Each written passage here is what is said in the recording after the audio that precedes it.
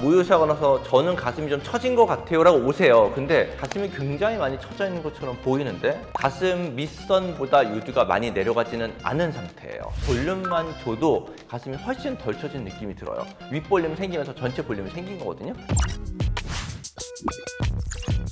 성형외과 전문의 이사한입니다. 젊은 분들이야 물론 간단하게 확대만 하시는 경우가 많은데 모유수하고 나서 가슴 처지거나 윗가슴이 되게 들어가 보이는 것 때문에 스트레스 받는 분들 진짜 많거든요. 그거에 대해서 오늘 한번 얘기를 해보려고 해요. 출산을 하고 모유수유를 하게 되면 가슴이 커지죠. 가슴이 커졌다가 가슴이 줄어들게 되면 피부는 늘어나 있는데 안쪽에 가슴 조직은 줄어들게 되고 바람 빠진 풍선 같은 느낌이 드는 거예요. 그래서 가슴이 처져 보이고 또 윗가슴이 들어가 보이기 때문에 가슴이 더 많이 처져 보이는 느낌이 드는 거죠.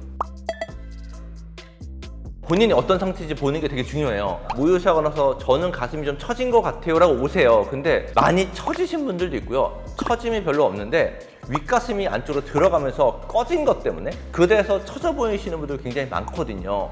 윗가슴이 꺼진 경우에는 볼륨만 만들면 돼요. 확대만 하면 되겠죠. 그런데 처짐이 실제로 생긴 경우, 근데 처짐이 있는 경우라고 하더라도 윗볼륨이 있는 상태로 처진 분들은 처진 것만 올리는 수술, 가슴 거상하시면 되고요. 윗볼륨도 빠지고 처짐도 심하고 그러면 보형물 넣으면서 처진 거를 개선시키는 수술을 같이 하게 됩니다. 본인이 가슴의 밑선이 있어요. 이렇게 가슴이 이렇게 들어가 있으면 밑가슴 선 있는 위치보다 유두의 위치가 더 밑으로 떨어져 있어요. 그러면 거상 필요하고요. 그 위치랑 비슷하거나 약간 위에 있어요. 그럼 보통 거상이 많이 필요하진 않은 경우가 많아요. 본인이 거울을 한번 보시고 가슴의 밑선과 유두의 높이를 한번 비교를 해보시면 될 것 같아요. 다른 수술이죠. 말 그대로 크면 줄인다. 그건 축소. 처지면 올린다. 거상. 근데 왜 헷갈리냐면 크면 처져요.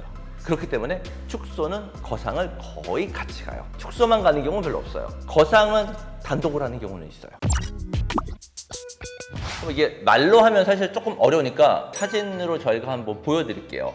수술 전 사진을 보면은 가슴이 굉장히 많이 처져 있는 것처럼 보이는데 가슴 밑선보다 유두가 많이 내려가지는 않은 상태예요. 밑선 있는 레벨과 거의 비슷하고 약간 더 위에 있죠. 이런 경우는 확대만 하더라도 괜찮아요. 거상은 안 하고 보형물만 해서 가슴을 확대만 한 거예요. 실제로 볼륨만 줘도 가슴이 훨씬 덜 처진 느낌이 들어요. 윗볼륨이 생기면서 전체 볼륨이 생긴 거거든요. 바람 빠진 풍선 같은 모양에서 볼륨이 생기면 훨씬 더 가슴이 앞쪽으로 나오면서 덜 처져 보이는 원리인 거예요. 근데 이런 분들도 오셨었을 때 저 가슴 너무 처진 것 같아요 라고 오시죠. 근데 실제로는 처진 게 아니라 윗볼륨이 없어서 더 처져 보이는 거예요. 포즈가 바뀐 이유가 자신감이 생겨서인가요? 아, 그렇게도 볼 수 있겠네. 그럼요. 모유수유 할 때 대부분 한쪽을 더 많이 하세요. 그래서 모유수유하고 나서 가슴 비대칭은 거의 대부분 다 있어요. 사이즈 비대칭도 있고 처짐이 비대칭. 보통 한쪽이 한 1.5cm 정도는 차이 나거든요. 가끔 한쪽은 확대만 하고요. 한쪽은 확대 거상 하는 경우도 있어요. 양쪽이 처진 정도가 너무 달라서. 문제 맞고 또 찾으면 어떡해요? 그래서 꼭 물어봐요. 출산 계획이 있으신지. 그래서 출산 계획이 있다고 하면 그냥 출산하시고 더 이상 출산은 안 할 때 하라고 보통 권하죠. 흉터 생각보다 심하지가 않아요. 왜냐면 처지면 우리 피부가 계속 한 군데가 접혀 있어야 되거든요. 그러니까 가슴이 이렇게 접혀 있는 거죠. 이 접혀 있는 부분에 선이 있으니까 그 선을 이용해서 들어가서 흉터가 잘 보이진 않고 볼륨만 만드는 확대 같은 경우는 흉터를 거의 신경 쓰진 않고요. 진짜로 많이 처져서 거상이 필요한 경우에는 흉터가 조금 보이는 경우가 있어요. 그래서 가급적이면 흉터를 되게 짧게 만드는 방향으로 가는 게 좋아요. 어쨌든 그 흉터가 길이가 생각보다 길지가 않고 그 다음에 관리를 잘하면 나중에 흉터가 생각보다 많이 가려지거든요. 그럼 확대랑 거상을 같이 하게 되면 확대부터 아니요, 따로는 안 들어가요. 확대 거상을 같이 할 때는 그냥 거상 흉터 하나로만 가요. 확대를 할 때 바깥쪽에 있는 공간을 많이 만들 때 바깥쪽에 있는 신경이 있는데 일부가 손상이 될 수 있어요. 그것 때문에 한 1년 반 정도 감각이 떨어지는 경우가 있는데 부분적으로 약간 무딘 정도가 대부분이고 완전하게 손상되거나 하지는 않아요. 이 경우도 100명 중에 한 2~3명 정도를 제외하고는 거의 대부분 다 돌아오고요. 거상은 의외로 처져 있는 부분이 가운데 부분 쪽에서 많기 때문에 거상 자체보다는 오히려 확대에 의해서 감각이 떨어지는 경우가 좀 더 많아요. 운동이요. 남자분들 중에 여유증이라고 있죠. 여유증의 되게 많은 부분은 지방이 차지하고 있어서 지방을 이제 흡입을 하거나 하는 수술들을 되게 많이 해요. 그러면 가슴이 좀 처지거든요. 남자들은 그때 운동 진짜 열심히 하라고 해요. 가슴 근육을 키우는 운동을. 그러면 대흉근이 자라요.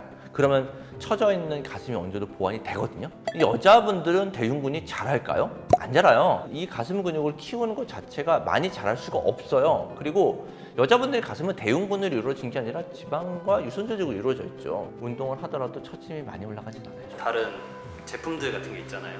별로 효과가 없다고 봅니다. 피부가 이렇게 많이 처졌어요. 그럼 가슴에 쓰는 크림이 처진 거를 올려주는 크림이면 왜 얼굴에는 그 크림을 안 쓸까? 효과가 있으면 가슴에 쓰는 걸 얼굴에다 써도 얼굴 다 올라갈 텐데 안 올라가잖아. 가슴에만 특화되게 올라간 게 어디 있어? 일반적인 확대보다는 훨씬 더 경험이 많은 의사한테 가는 게 맞는 것 같아요. 단순한 확대 같은 경우는 볼륨만 만들어주면 되는 건데 이 경우는 볼륨을 만들면서 어느 정도를 만들어야 되는지 처진 부분을 얼만큼 더 올려야 되는지 그런 올리는 방법을 어떤 수술을 갈 건지에 따라서 옵션이 되게 많거든요. 스트레스 받지 마시고 경험 많으신 의사분들한테 상담을 받고 수술을 하시면 좋은 결과 있을 겁니다.